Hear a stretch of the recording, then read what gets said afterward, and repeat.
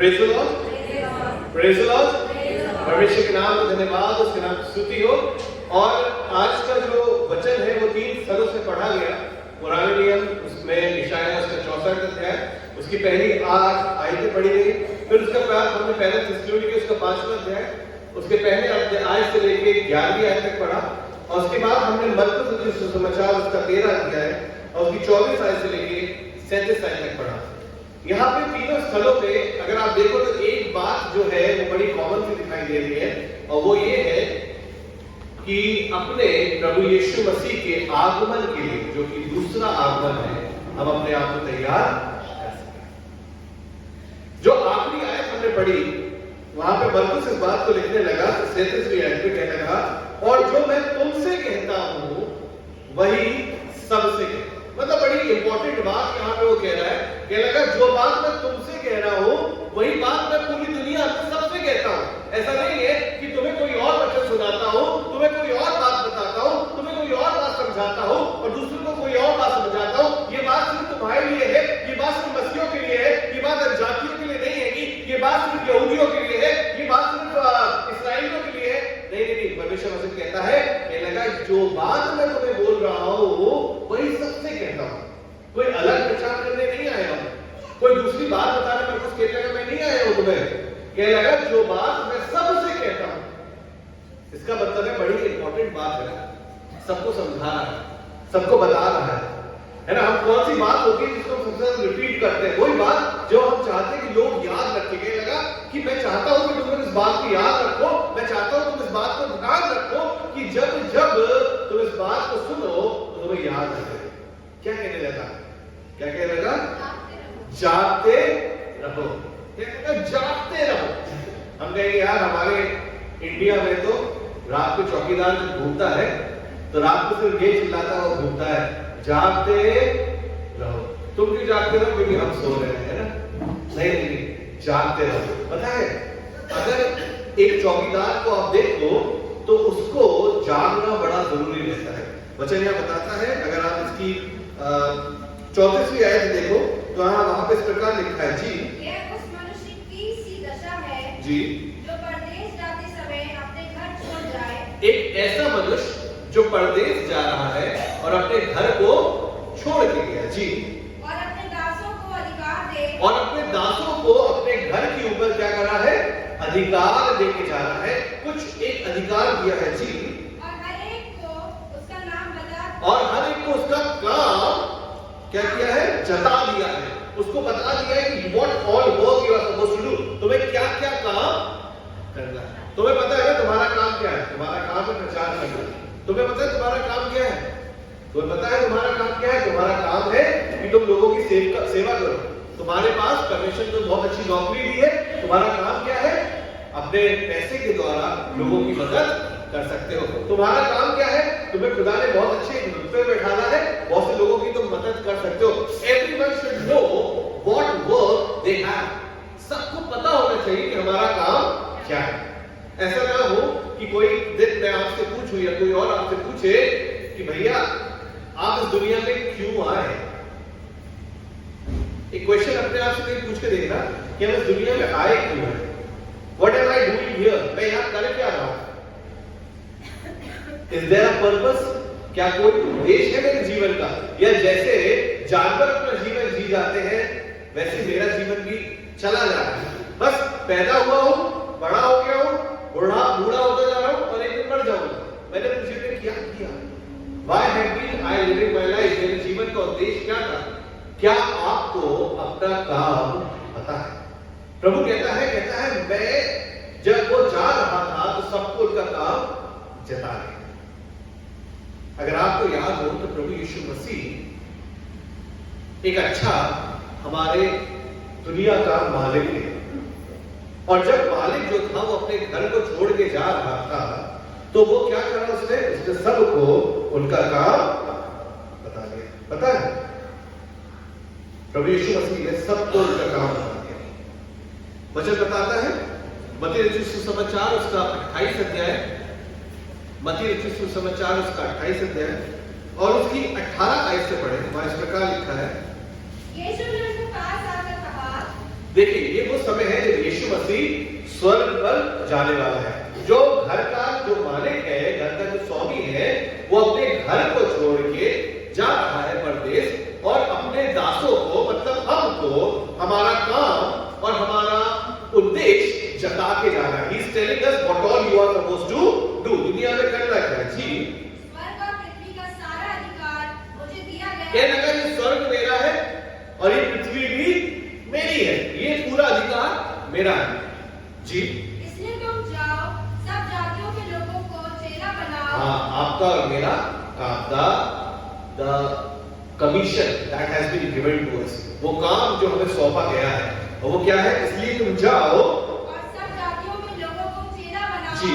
और उन्हें पिता जी। और पुत्र और पवित्र आत्मा के नाम से बपतिस्मा दो जी और उन्हें सब बातें जो मैंने तुम्हें आज्ञा दी है मानना सिखाओ। और देखो मैं जगत के अंत तक सदैव तुम्हारे साथ। प्रभु यीशु मसीह ने कहा कि क्या करो? सारी जगत में जाओ और लोगों को सुसमाचार सुनाओ और उनको चेला बनाओ, उनको पिता पुत्र और पवित्र आत्मा के नाम में बपतिस्मा दो और जो जो बातें मैंने तुम्हें आज्ञा दी है वो क्या करो? सबको मानना सिखाओ। अब वापस हम उस पैराबल में आते जहां पढ़ रहे थे। अगर आप इस बात को पढ़ने के बाद दोबारा हम उसको पढ़ते हैं 34वीं आयत से, वहां इस प्रकार लिखा है, ये उस मनुष्य की सी दशा है ये आपकी और मेरी दशा है जी, जो परदेश जाते समय अपना घर छोड़ जाए जी। और अपने दासों को अधिकार दे जी। और हर एक को उसका काम बता दे जी। और द्वारपाल को जागते रहने की आज्ञा और दे। द्वारपाल को जागते रहने की आज्ञा दे। आप और हमको हमारा काम पता है और आप और हमको प्रभु यीशु मसीह ने द्वारपाल में बनाया है, वॉचर्स में बनाया है, वॉच गार्ड में बनाया है कि हम क्या करें? अपने प्रभु यीशु मसीह के आने तक जागते रहें। अब जागने का मतलब ये थोड़ी ना कि हम आंखें खोल के अपनी रात भर खड़े रहते नहीं। He wants us to be vigilant। वो चाहता है कि हम अलर्ट रहें, दुनिया में खो ना जाए, दुनिया की चीजों में लिप्त ना हो जाए, दुनिया में अपने आप को मिला ना ले, ये ना कहे कि सब कुछ ठीक ठाक है, सब चलता है, दुनिया ऐसा करती है, हम ऐसा करते नहीं। आपको और हमको विजिलेंट होने की, कुछ अलग होने की, अलर्ट होने की, जागते रहने की जरूरत है। और यही बात आखिरी में पौलुस वहां मरकुस कहता है, जो बात मैं तुमसे कहता हूं वही सबसे कहता हूं कि जागते रहो। आज खुदावंद चाहता है कि आप और हम जागते रहें। पता है क्यों वो कह रहा था जागते रहो? क्यों कहता है द्वारपाल को बोल के जागते रहो? क्योंकि कोई नहीं जानता। इसके आगे आप पढ़ते जी, इसलिए जागते रहो क्योंकि तुम नहीं जानते जी। घर का स्वामी कब आएगा। घर का स्वामी जागने की जरूरत इसलिए है, विजिलेंट रहने की जरूरत इसलिए है, अलर्ट रहने की जरूरत इसलिए है क्योंकि आपको और मुझको नहीं पता कि प्रभु कब आ जाएगा। एक पादरी साहब थे 19वीं शताब्दी में, उन्होंने बहुत कैलकुलेशंस लगाए और उन्होंने कहा 24 अक्टूबर 1884 को प्रभु यीशु मसीह वापस आए। 24 अक्टूबर 1884 में उन्होंने कहा कि प्रभु यीशु मसीह वापस आ रहे हैं। बहुत से लोगों ने उनकी बात मान ली क्योंकि उन्होंने बहुत सी टेबल्स पे कैलकुलेशंस लगा के पूरा बाइबल की सारी चीजें कर कुरा के बताया था कि इस दिन प्रभु यीशु मसीह आ जाएंगे। और लोगों ने क्या किया? लोग जो उसको उनको मानने वाले थे, उनके फॉलोअर्स थे, उन्होंने उस बात पे विश्वास किया और अपना घर छोड़ दिया, बेच दिया, अपने गहने कीमती जेवर सब कुछ बेच डाला क्योंकि वो दिन नजदीक आ रहा था। अपनी नौकरियां जो करते थे वो छोड़ दी क्योंकि अब तो हम प्रभु के साथ बातों पे जाएंगे। और उसके बाद सब कुछ करने के बाद वो लोग जिस दिन 24 तारीख आई, एक बड़े पहाड़ पे सब जाके इकट्ठे हो गए और प्रार्थना करने लगे, प्रभु आ रहे हैं, प्रभु आ रहे हैं। सुबह से हो गई शाम, कोई नहीं आया, कोई नहीं आया। वो भाई साहब 2 दिन तक बेहोश रहे, उनको 2 दिन बाद होश आया, तब उन्होंने कहा प्रभु नहीं आया। नहीं, प्रभु नहीं आया क्योंकि तुम नहीं जानते कि तुम्हारा स्वामी कब आएगा। दुनिया में बहुत से लोग आज भी कैलकुलेशंस लगाते हैं, बहुत से लोग आज भी बार बार बताते हैं कि इस दिन दुनिया का अंत है। पता है जब 2000 सन शुरू हो रहा था, आप सब और मैं उस समय मौजूद थे, हमें पता होगा, आपको पता होगा, बहुत से लोग जाके पर्वत पे जाके खड़े हो गए थे, इंतजार कर रहे थे यरूशलेम में जाके, क्योंकि उनको लग रहा था तीसरे दिन प्रभु ने कहा मैं आ जाऊंगा, तो तीसरा दिन शुरू होने वाला है। तीसरा 2000 दिन, मतलब 2000 साल पूरे हो गए, 2 दिन पूरे हो गए, तीसरे दिन प्रभु ने कहा था मैं आ जाऊंगा, और बहुत से लोग इंतजार कर रहे थे प्रभु का, तो प्रभु नहीं आए। तो इसका मतलब क्या है? प्रभु झूठ बोल रहा नहीं, प्रभु कहता है वो दिन कोई नहीं जानता। वचन में अभी हमने पढ़ा इस बात को, लिखा है अगर 32 का पढ़े इसकी, उस दिन या उस घड़ी के विषय में कोई नहीं जानता। उस दिन या उस घड़ी के विषय में कोई नहीं जानता। अब आप और हम तो सिर्फ मनुष्य हैं जो कि मिट्टी से बनाए गए। परमेश्वर वचन क्या कहता है? ना स्वर्ग के दूत, आपके वचन में भी यही लिखा था, आपकी बाइबल में क्या लिखा है? ना स्वर्ग के दूत और ना पुत्र, ना स्वयं प्रभु यीशु मसीह इस बात को जानता है कि वो कब वापस आएगा। वो तो खुद इंतजार कर रहा अपने पिता के दाहिने बैठ के कि पिता जिस दिन तू मुझसे बोल देगा उस दिन मैं, he himself doesn't know, उसको खुद नहीं पता हैगा। तो आप और हम मनुष्य होके चाहे कितने भी कैलकुलेशंस, चाहे कितने भी कैलिब्रेशंस क्यों ना लगा लें, हम कभी भी नहीं जान पाएंगे कि प्रभु कब आएगा। और जब हम नहीं जानते हैं तब हमें जागते रहने की जरूरत। आपको सोच के देखिए, एक मान लीजिए आसमान में एक कुछ एक्टिविटी होने वाली, कोई अलग कलर का तारा चमकने वाला, साइंटिस्ट ने बताया, और उन्होंने कहा कि एक रात को चमकेगा, इस महीने किसी भी रात को चमकेगा, तो आप किस रात का इंतजार करेंगे? भैया अगर आपके मन में होगा तो आप रोज रात में जाग के उसका इंतजार करेंगे, क्योंकि आपको नहीं पता कि वो एक्टिविटी कब होगी।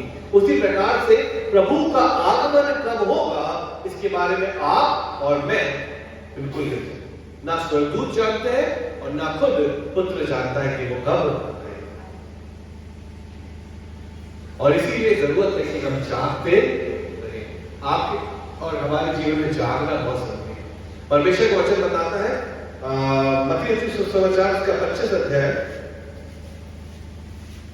और उसकी पहली 13 आयत में एक पैराबल है जो दिया गया है, जिसको हम कहते हैं 10 कुंवारियों का दृष्टांत या पैराबल। ये 10 कुंवारियां जो थी, आप सब इनके बारे में जानते हैं, मैं बहुत ज्यादा डिटेल में नहीं जाऊंगा।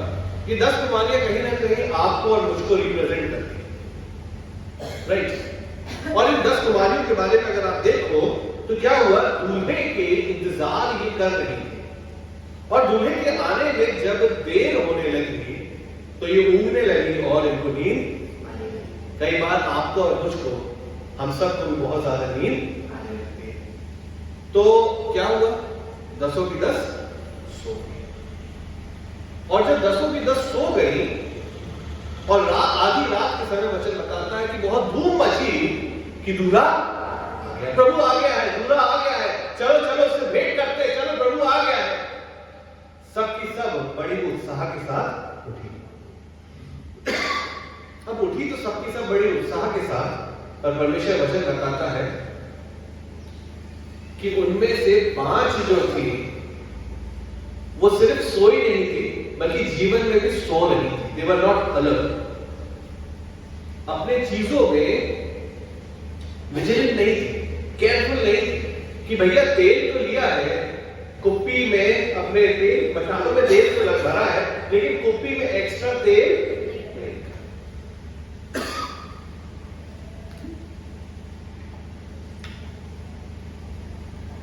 मशाल में तेल तो भरा है, बड़े एकदम खुश है परमेश्वर के लिए, हाँ प्रभु आने वाला है, हम मिलने जाएंगे, हम स्वर्ग में जाएंगे, हम बहुत खुश है, बहुत उत्साहित है, पर हमने एक्स्ट्रा अपने लिए तेल नहीं लगाया। ये दिखाता हमारा जागते रहना। यहाँ पे प्रभु ने उनको इस चीज के लिए नहीं रोका कि भैया तुम सो गए, सोना गलत नहीं था वहां पे। यहाँ पे जब जागने की बारे में बात हो रही है तो हमारी प्रिपरेशन के बारे में, हमारी तैयारी के बारे में बात हो रही है कि हम कितना अपने आप को जीवन में तैयार रखते। सिर्फ आज के जीवन की बात नहीं कर रहा हूं, हर दिन। ये तैयारी सिर्फ आज पूरी नहीं होगी, ये प्रभु आ जाएगा, आपको पता चला कि प्रभु बादलों पे आ रहा है, आप एक दिन अपने आप को तैयार नहीं कर पाओगे। ये आपकी एक लाइफ लॉन्ग की तैयारी है, जब आप करते हो कि आप प्रभु से मुलाकात करने जाओगे, प्रभु से भेंट करने आप जाओगे। आपको उस जागने की जरूरत है, अपनी आत्मा में जागरूक होने की जरूरत है कि जब आपकी आत्मा जागृत रहेगी, आपको पता रहेगा कि परमेश्वर के सामने हमें अपने जीवन को किस प्रकार जीना है, तब सच मायने में हम जागते रहेंगे। आपको सोच के देखिए, एक ऐसी नाव है, एक ऐसी जहाज है जो कि एक बर्फीली समुद्र में से होके जा रहा है। आप सबको याद आ रहा होगा टाइटैनिक के बारे में। और वचन बताता है कि वो लोग कहानी बताती है कि वो लोग जो थे वो बड़े ही बेफिक्र हो गए कि ये इतना बड़ा जहाज है, इसका ये जो बर्फीले पहाड़ भी है ये कुछ नहीं बिगाड़ पाएंगे, ये बर्फीले जो पानी है ये इसका कुछ नहीं बिगाड़ पाएंगे। और क्या हुआ, उन्होंने अपना जो विजिलेंस था, अपना जो अलर्टनेस थी, उसको कहीं ना कहीं खो दिया, जागृत नहीं रहे। और हुआ क्या, पूरी की पूरी इतनी बड़ी किश्ती जिसके लिए वो कहते थे कि खुदा भी आ जाए तो उसको डुबा नहीं सकता, अपनी पहले ही चक्कर में डूब के हमेशा के लिए खत्म हो गए और इतिहास बन गए।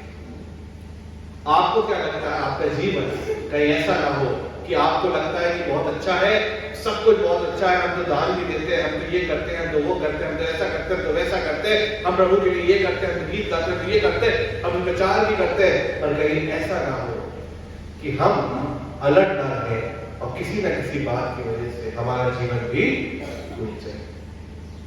इसीलिए वचन में मरकुस इस बात को कहता है कि जागते रहो, क्योंकि तुम नहीं जानते हो कि घर का स्वामी कब। अगर पता होता तो शायद मैं आपको बता देता, लेकिन वचन कहता है कि कोई नहीं जानता इसके बारे में। तो इसीलिए आपको और मुझको जागने की जरूरत है। वो 10 कुमारियों में से 10 में से जो 5 थी जो जागृत थी, जिन्होंने अपने साथ उस एक्स्ट्रा ऑयल को, तेल को रखा था, वो तो परमेश्वर के साथ उस राज में प्रवेश कर गए। लेकिन जब एक बार द्वार बंद हो गया तो लोग खटखटाते रह गए। उसने कहा मैं तुमको नहीं जानता। पता है, वचन बताता है कि जैसा मूसा के दिनों में हुआ था वैसे ही अंत के समय में भी होने वाला। मूसा के दिनों में क्या हुआ था, जब तक परमेश्वर ने किश्ती के द्वार को बंद नहीं कर दिया था, लोग अपने जीवन में जैसे चाहते थे वैसे एंजॉय करते रहे। उनमें शादी ब्याह होते थे, उनमें सब कुछ अच्छा होता था। लेकिन एक दिन जब परमेश्वर ने द्वार बंद कर दिया किश्ती का, नूह के दिनों में जब द्वार को बंद कर दिया गया, परमेश्वर वचन बताता, सॉरी नूह के दिनों में जब परमेश्वर ने द्वार को बंद कर दिया उस किश्ती का, तो परमेश्वर वचन बताता है कि लोग खटखटाते रह गए, कहते रह गए कि नूह बाबा हमको भी चढ़ा लो, हमको भी बचना है। पर उनके लिए द्वार खोला नहीं गया। क्यों नहीं खोल पाया? बहुत से लोग कहते हैं अरे नूह हम तो तुम्हारे पड़ोसी थे, अरे नूह हम तो तुम्हें बहुत प्रेम करते हैं। पर नूह चाह के भी उस द्वार को नहीं खोल सकता था, क्योंकि उस द्वार को बंद करने वाला परमेश्वर। आज आपके और हमारे जीवन में द्वार खुला हुआ है, ग्रेस पीरियड चल रहा है, परमेश्वर का अंत का समय बहुत नजदीक आ रहा है। मुझे अच्छा लगा कि इस आमद के पहले इतवार को आपसे परमेश्वर के पहले आगमन की जगह दूसरे आगमन के बारे में बात करूं। और इसीलिए आज जब मैंने बात करी आपसे तो मैं यही कहना चाहूंगा कि आज तो आपके और मेरे लिए द्वार खुला है, लेकिन कहीं ऐसा ना हो कि एक दिन वो द्वार नूह की तरह, कश्ती की तरह हमारे लिए भी परमेश्वर बंद कर दे। उन 10 कुमारियों में से 5 तो अंदर चली गई, लेकिन परमेश्वर ने 5 के द्वार को बंद कर दिया। और अगर परमेश्वर द्वार को बंद कर देगा एक बार, तो दोबारा वो द्वार कोई नहीं खोल सकता। इसीलिए जागते रहो। मैं ये बात तुमसे जो कहता हूं वही सबसे कहता हूं कि जागते रहो। परमेश्वर आपको बहुत ऐसा आशीष दे। Praise the Lord.